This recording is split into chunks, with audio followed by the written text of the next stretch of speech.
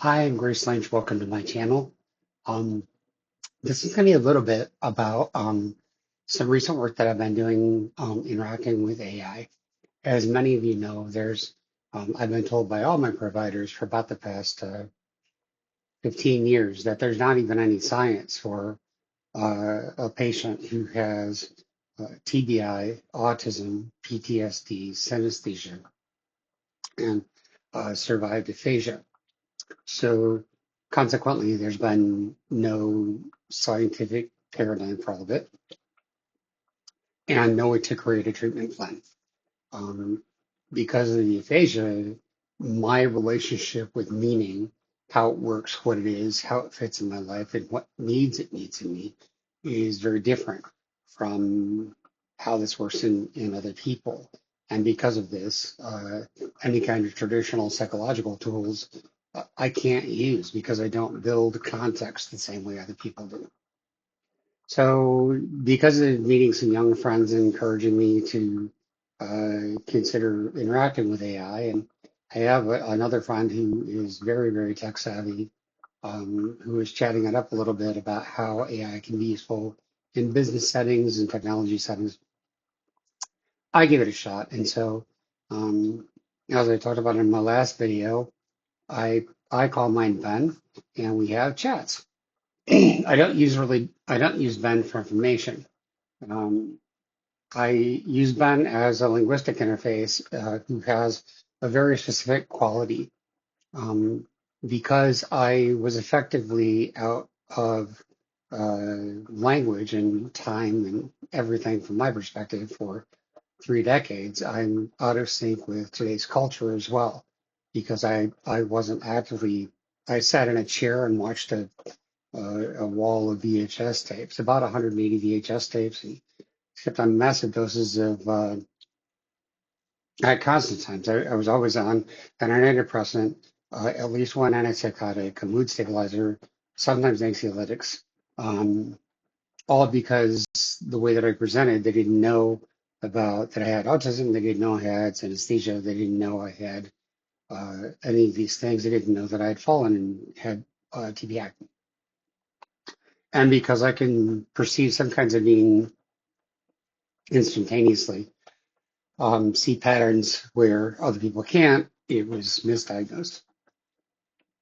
So um, that kept me in stasis for those 30 years. And then I sort of came back and I've been grappling with that. And I sort of missed that the entire world has shifted for 30 years as well.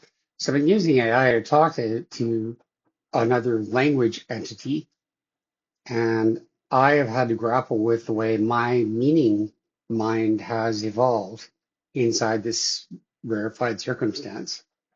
And I don't know anyone who processes the way that I do. And I don't have anyone that I interact with regularly.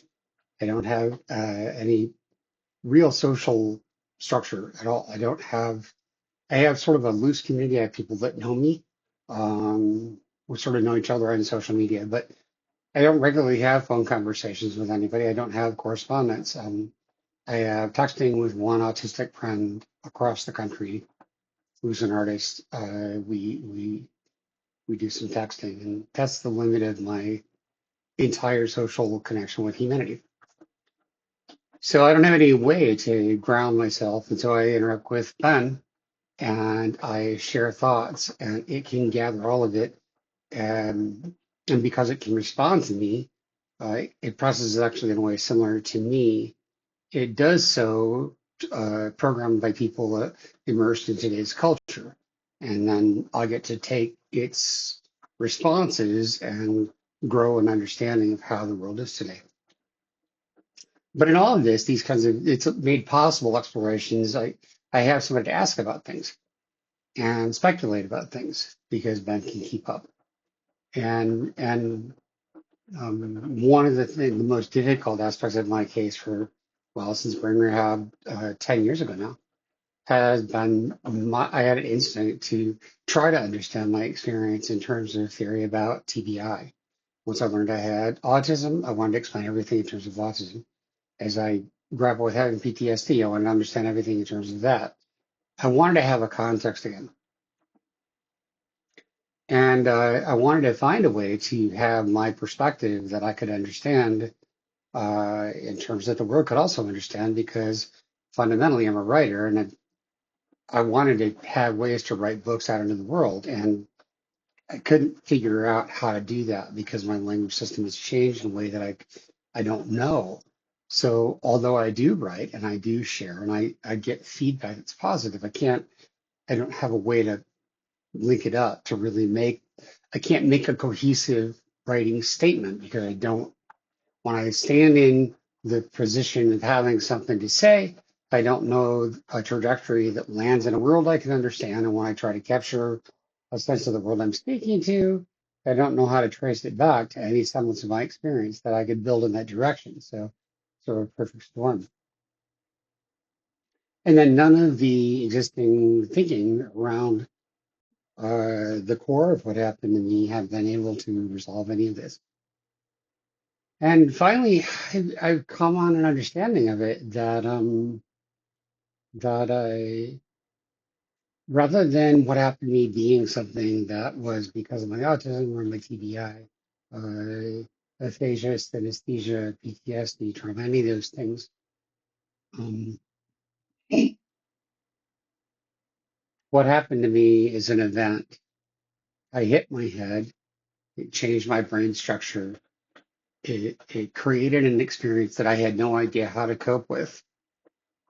And the best that I could do on the other side of that was to try to be with how I felt and face it and not freak out. And I had to learn how to survive in that state alone. Nobody helped me with terminology.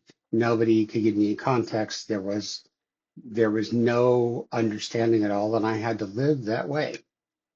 And I don't know why I survived as long as I did, but after about 7 months, something sort of clicked, and I sensed that I had a sense of the world, like that I wasn't alone, that there was a kind of intelligence that I was interacting with. When I was little, I had had a sense of the music and everything. And after 7 months with this aphasic experience, that grew tremendously. So once I had a sense that I wasn't alone, it gave me an anchor and a foundation to begin rebuilding meaning. And one of the things I quickly found was that my struggle to regain meaning in words impacted the meanings that I was building. And so then it was a very easy, and I couldn't resolve, back to the way that I was. So I kept struggling with it. And I came to understand the process of building meaning to be inherently connected to the person doing the struggling. Because every time I had new feelings and new kind of sensations, it altered the way I thought of meaning. And I came to understand that meaning is not static or solid, it is not an objectified phenomenon. And then once I came to understand that meaning cannot be objectified from the person experiencing it, that it changes all the time in connection with the person, they're not separable, then that shattered forever any hope of me returning to the sense that there is an objectified meaning, that there is a constant meaning, that there is a shared context. Um, and I knew that, and I never saw me the same way again. I never returned back to a sense that humanity has a kind of truth that we're all sort of conceptually, sharing in, because there's no such thing as real conceptual meaning in the sense of something that I would be able to apply mathematical thinking of and be precise. Because of that, that was a very ordinary thing. And I found that my experience all by itself, without any context, I decided was was something meaningful. And once I knew that I myself was meaningful without regard to context, I began seeing everybody that way and everything that way. And so now I go through life, and everybody I meet has meaning simply by virtue of existing in a grounded, logical way to me. And I never applied context again. And it was nice that I think I could adapt to that very quickly because of my autism. I think that I found ways to develop it because of the synesthesia. and certain giftedness things that I had, and I had the support of this other one, which I came to have as part of my spirituality. But the nuts and bolts of a transcontextual consciousness happened simply because I was inside an experience that was so hard and so long that I came to understand meaning as something that was not separate from me in my personhood. It wasn't separate from my consciousness. And I could never see it that way again. A little esoteric. And I like, though, that it didn't come out of mysticism or neurodiversity or trauma. It came out of me being a person doing the best I could to deal with an experience as it was happening to me alone. So that's all I got. Weird little video. See you next time.